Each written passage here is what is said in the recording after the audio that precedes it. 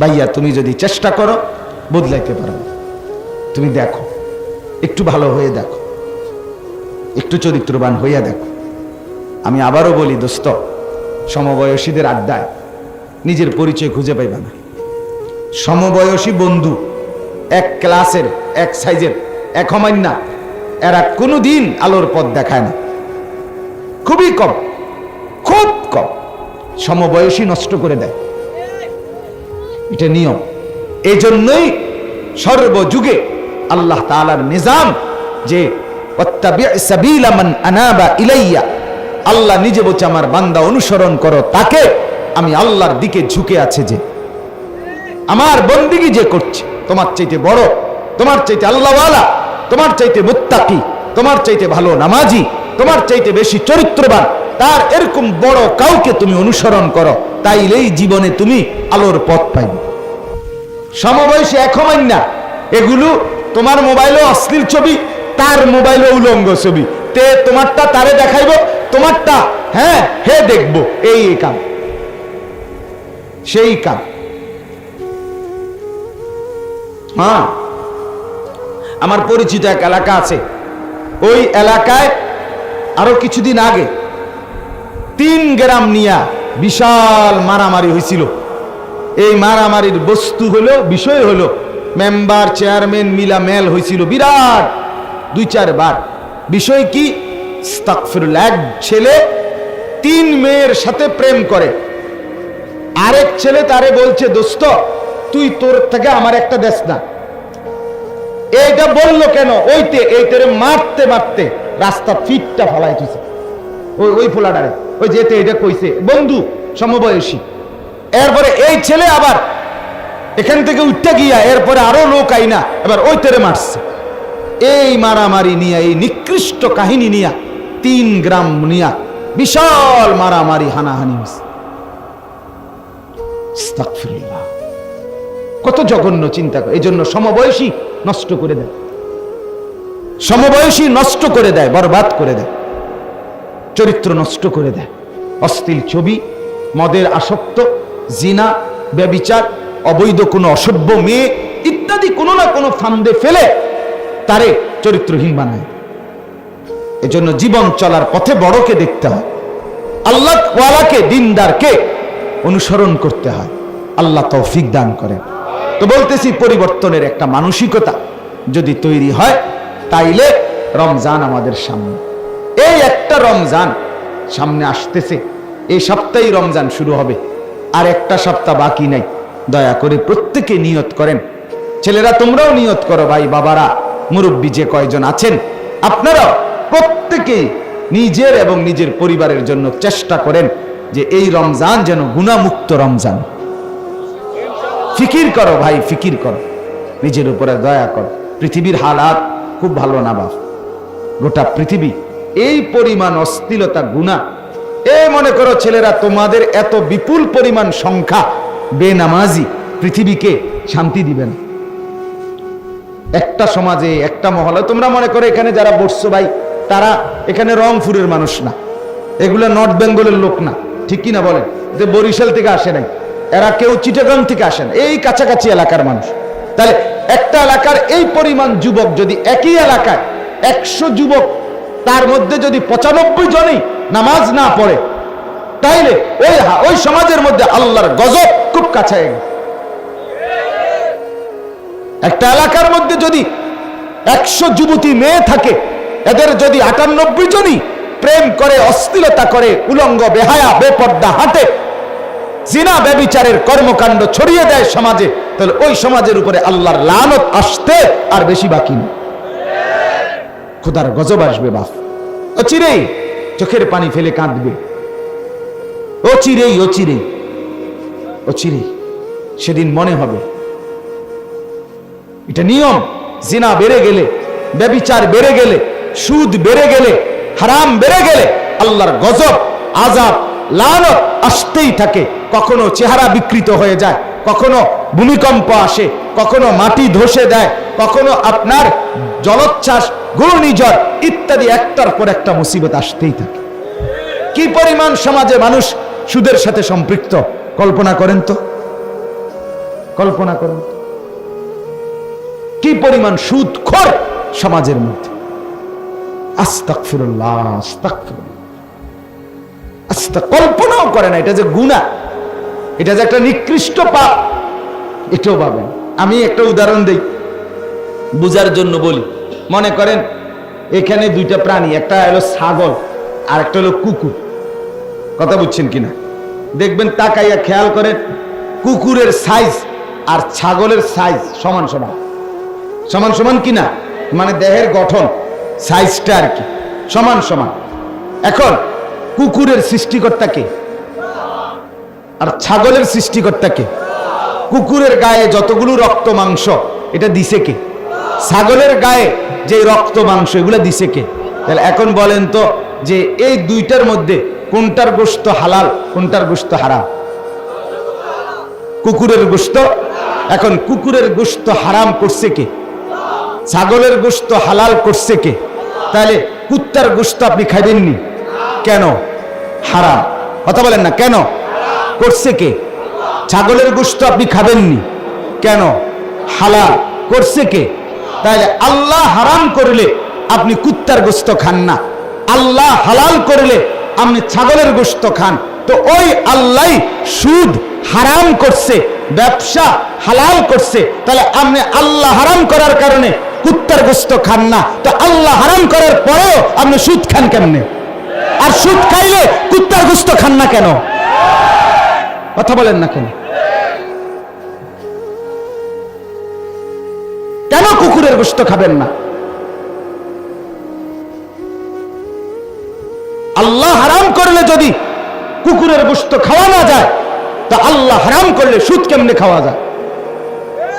কথা বলেন। সংসার চলে না, সংসার তোর জীবনও চলতো না বেড়া। হারাম করে সংসার জীবনও চলে না। সুদখোর, কিস্তিখোর, এগুলোর জিন্দিগি তো কিস্তি শেষ হয় না, অভাব যায় না। আমরা ইমাম সাহেব ৬,০০০ টাকা দিয়ে সারে, আমাদের হুজুরদের ১০,০০০ টাকা দিয়ে খোদার ৩০ দিন বউ বাচ্চা নিয়া ইজ্জতের সাথে চলে, চুরিও করে না, ডাকাতিও করে না, মানুষের মাথা তো বাড়ি দেয় না। অতএব দয়া করে গুনাহ ছেড়ে দেন, গুনাহ ছেড়ে দেন, নাফরমানি ছেড়ে ইবাদত, জিকির, তেলাওয়াত, ৫ ওয়াক্ত জামাতে নামাজ, রাত্রিবেলা খতমে তারাবি, ২০ রাকাত তারাবি, রাত্রিতে উঠে সেহরি, সেহরির সাথে ২-৪ রাকাত তাহাজ্জুদের নামাজ, দোয়া, কান্নাকাটি, ইফতার, এই এক বন্দিগি দিয়ে দয়া করে বাবা মাহে রমজানটাকে মিলান। দেখবেন মজা পাবেন, শরীরের মধ্যে সুখ লাগবে, আনন্দ লাগবে, নিজের ভিতরে অনুভূতি, মজা লাগবে যে আমি আল্লাহর বন্দিগি করতেছি। এজন্য আমার শেষ কথা এটাই, রমজান আমাদের সামনে, রমজানকে টার্গেট করে আপনি জীবন পরিবর্তনের সিদ্ধান্ত নেন। বলেন ইনশাআল্লাহ। ছেলেরা, বাপ একটা ছেলেও যদি হও, আমার কথা ফিরাই দিও না, ফিরাই দিও না বাপ। আমি বারবার অনুরোধ করি, ছেলেরা তুমি ওই সমবয়সী দোস্ত, তুই কি কস, তোমার লগের হেতেরে কইলে ওইতো না, হেতেরে কইও না, তুমি হেতে চিন্তা হেতে করো, বুঝছিস না কথাটা? তুমি তোমারটা ভাবো, তুমি মনে মনে সিদ্ধান্ত নাও যে আমি ভালো হয়ে যাব। দেখবা সমাজও ভালো করবে, আল্লাহও ভালো বলবে যে ইমানদার, যে সেজদাওয়ালা, বন্দিগিওয়ালা, তাকে পৃথিবীবাসীও ভালোবাসে, তাকে আরশে আজিমের মালিক আল্লাহও ভালোবাসে। এটাই সত্য, এটাই সত্য। অতএব আমরা রমজানকে কদর করি। রমজান আমাদের সামনে, রমজানের চাঁদ উঠলেই আল্লাহ তাআলার ফেরেশতা বলে, ইয়া বাগিয়াল খাইরি আকবিল, হে তোমরা যারা নেক কাজের আগ্রহী তোমরা এগিয়ে আসো। ইয়া বাগিয়াশ শাররি আকসির, তোমরা যারা গুনার কাজের আগ্রহী থেমে যাও, থামো। মদখোর থামো, নেশাখোর থামো, উলঙ্গ ছবি দেখতা থামো, মোবাইলে অশ্লীল ছবি দেখতা, জিনা ব্যভিচারের দৃশ্য দেখতা থামো বান্দা।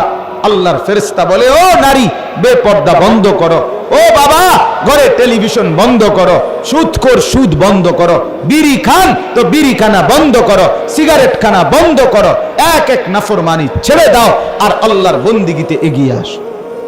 এটারে বলে রমজান। এটারে বলে কি বলেন না? রমজান। এটারে বলে রমজান। রোজাও রাখেন আবার নাফরমানিও করেন, এমন যেন না। গুনাহ লম্বা করেন, শেষ কথা এটা, গুনাহ লম্বা করেন না ভাই, এক গুনাহ অনেক দিন চালু রাখেন, এটা উচিত না। বাস মুসলমান এমন হয় না বাবা, ইমানদার এমন হয় না। 60 বছর বয়স আজও বিড়ি খায় এক টানা। তোমার কত শক্ত ডাকাইতে এই বুড়া, আপনি চিন্তা করেন তো। হ্যাঁ, এই কি ছোটখাটো ডাকাত? 60 বছর এরপরেও বিড়ি খানার বদ অভ্যাসটাই ছাড়তে পারলো না। আস্তাগফিরুল্লাহ। কত বছর পরে উনি বুঝবে এটা গুনাহ? কথা বলেন না আপনি? আজও সময় হয় নাই? 60 বছর পরেও আপনার কলিজার মধ্যে বুঝে আসে নাই, দেমাগে এটা গুনাহ? আস্তাগফিরুল্লাহ, আস্তাগফিরুল্লাহ। লজ্জার কথা এটা। এক বয়স্ক মানুষ সে কিভাবে বিড়ি খায়? এক বয়স্ক মানুষ সে কিভাবে চা দোকানে আড্ডা দেয়?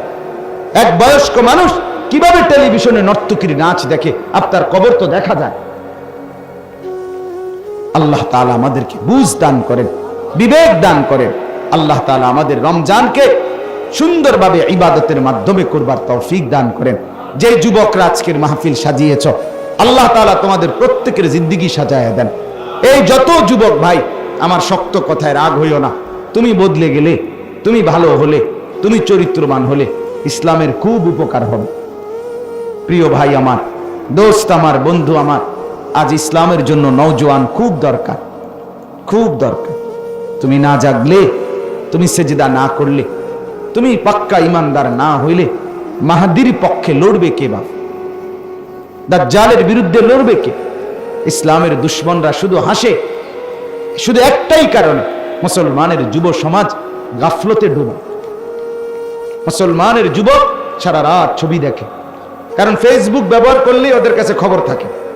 মা, ইউটিউব ব্যবহার করলেই তো তারা জানে, তারা তো বুঝে যে কতক্ষণ ব্যবহার করছে, কতক্ষণ ব্যবহার করছে, তার ব্যবহার হইতেছে কতক্ষণ। আমার একজনে বুঝাইছে একদিন যে হুজুর, এইটা যেটা বেশি দেখে পরে মোবাইল অন করলেই ওইটাই তার বেশি আসে, আবার পুনরায় আসে নাকি? তাইলে কি বুঝা গেল? একবার উলঙ্গ ছবি দেখছো, ওই জানোয়াররা টের পাইছে এটা এই লাইনে, এরপরে বারবার তোমারে ওই ছবি সরবরাহ করে। এটাই সত্য।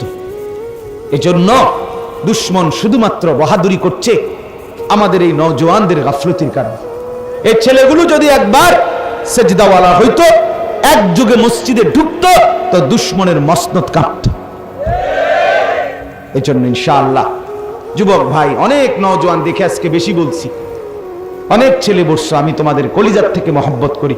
আল্লাহ তাআলা প্রত্যেকটা ছেলেকে ঈমান আমলওয়ালা বানায় দেন, পরিবর্তন করে দেন। রমজানকে সামনে রেখে আমরা পরিবর্তনের সিদ্ধান্ত নিলাম তো? হাত তুলে বলো। আচ্ছা, যদি হাত নামাইও না, যদি এই সিদ্ধান্ত থাকে, তাহলে যত হাত তুলছেন এখানে মুসলমান না এরকম কেউ আসেননি? কোন পিছনে পিছনে ভাই অমুসলমান আছুনি কেউ? নাই। তাইলে মুসলমানের বাচ্চা যদি হাত উঠায় থাকো, তাহলে এশার নামাজ পড়তে হবে। ঠিক আছে ইনশাআল্লাহ? আজকের থেকেই পরিবর্তনের সিদ্ধান্ত হইল ইনশাআল্লাহ। আল্লাহ আমাদেরকে কবুল করেন। আল্লাহ তাআলা এই মাহফিলে বরকত দান করেন। আল্লাহ তাআলা সবার জীবন সুন্দর করে দেন, আমিন। আমরা স্বপ্ন দেখি যুবক জাগবে ইনশাআল্লাহ, ইসলামী বিজয়ী হবে ইনশাআল্লাহ। ঠিক আছে না ইনশাআল্লাহ? এই পৃথিবীতে ইসলামই থাকবে ইনশাআল্লাহ। আল্লাহ তৌফিক দেন, কবুল করেন, আমিন।